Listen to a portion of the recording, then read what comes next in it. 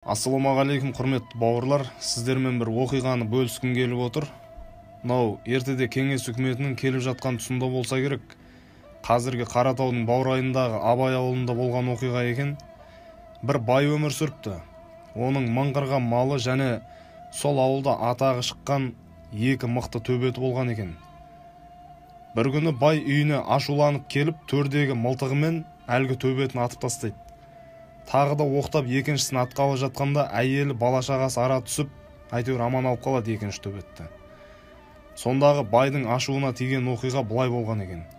Сол күні бай өрісте өзінің малдарын бағып жүрген кезде, оларға қарай бір ұйтқып келе жатқан шаңды байқайды. Оны байқаған бойда әлгі екі төбеті қаңсылап аттың бауырына тығылып қалады екен. Бай не болды екен деп түсінбей қараса, жаңағы шаңның арасында өздеріне ұйтқып келе жатқан бір қасқыр екен, көкжал. Оны көрген иттері қаңсылап аттың астынан шықпай қояды. Содан әлгі қасқыр өздеріне тіке келіп, бірақ тиіспей жандарынан жан ұшырып қашып өтіп кетеді. Сөйтсе оны артынан бір дүрек тазы қуып келе жатыр екен. Дүрек дегеніміз жаңағы төбет пен таз иттің қосындысынан туылатын тұқымды айтады екен.